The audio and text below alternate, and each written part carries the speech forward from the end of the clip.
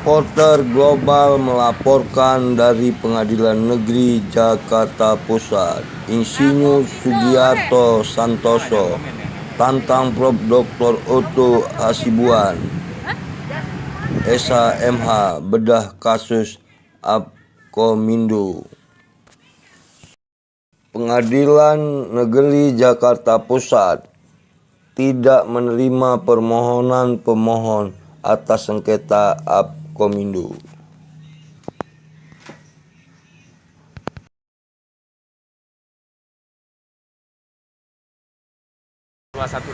ya, hari ini hari Rabu tanggal 8 September 2021.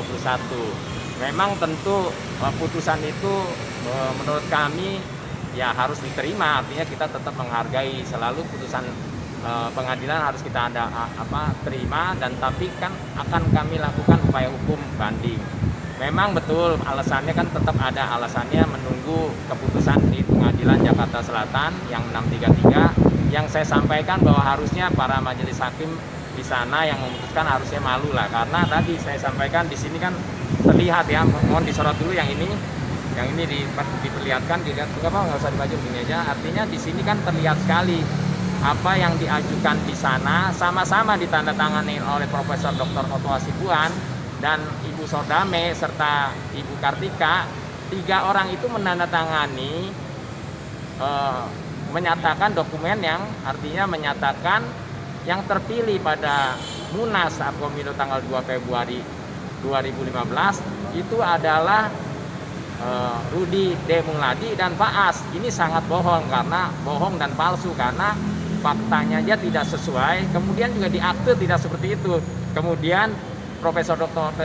Otto Hasibuan dan juga Sordame serta Kartika menuliskan untuk eksepsi dan jawaban di Pengadilan Jakarta Pusat ini, nama-namanya adalah Ketua Umumnya Rudi Mustia, Sekjennya Rudi D. Muladi, dan bendaharanya Gunarto. Itu pun tidak benar karena faktanya adalah Soeharto Juwono. Jadi banyak sekali ketidakbenaran. Oleh karena itu, pertama mungkin disorot bahwa saya menyatakan wartawan Diskom tantang, ya tolong disampaikan oleh teman-teman wartawan Diskom tantang Profesor Dr. Otto Hasibuan MM untuk bedah kasus Apkomindo karena banyak pemalsuan.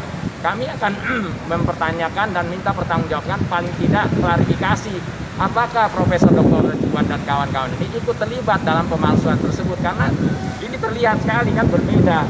Kemudian juga kami menyatakan, karena di persidangan saya tantangnya itu saya sampaikan di persidangan sebelumnya tanggal 25 Agustus, saya sampaikan di persidangan, tentu didengar oleh Ibu Sordame dan Ibu Kartika, juga majelis hakim ya.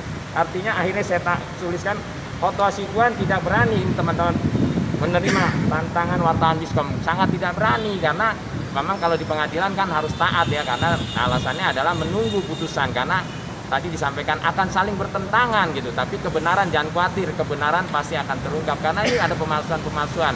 Saya berharap nanti di Mahkamah Agung bisa memutuskan dengan adil, karena ini datanya palsu. Saya juga akan membuat laporan, artinya memang ada pemalsuan yang sangat nyata.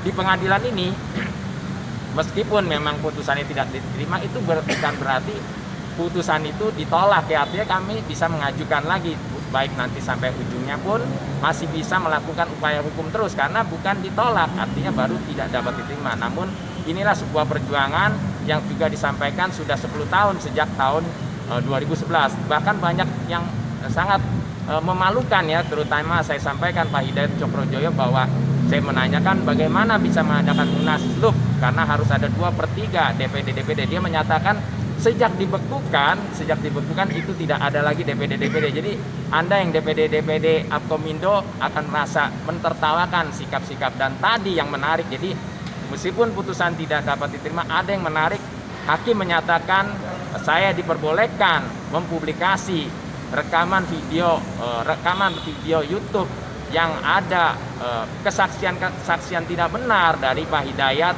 yang menyatakan sesuatu yang tidak benar. Dan yang juga memalukan adalah kesaksian Bapak Kris Iwan Japari yang selalu menjawab dengan kata-kata saya kira jawaban saya sama dengan Pak Hidayat. Selalu jawab saya kira jawaban saya sama dengan Pak Hidayat. Itu sangat memalukan dan benar-benar memalukan. Jadi katakanlah pada saat hari ini tidak dapat diterima, tapi kebenaran itu tidak bisa hilang.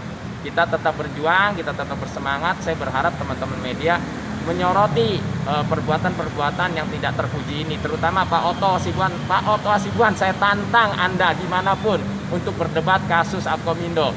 Dimanapun, sampai Bapak menang pun dimanapun saya akan tantang, karena di sini sangat terbukti tanda tangan Bapak, ya kan, tanda tangan orang seperti Bapak yang sangat terkenal, tetapi berbeda-beda. Apakah Bapak ikut terlibat dengan pemalsuan ini, atau Bapak juga korban, tapi nama Bapak akan tercemar dengan perbuatan-perbuatan yang tidak terpuji. Jadi sekali lagi tolong diviralkan.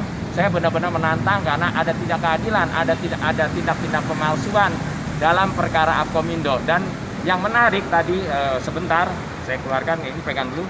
Saya juga sebelum sidang, saya juga mengecek, karena bukan hanya ada 2 data-data, itu semuanya totalnya versi mereka itu totalnya ada 8 ya, ada 8.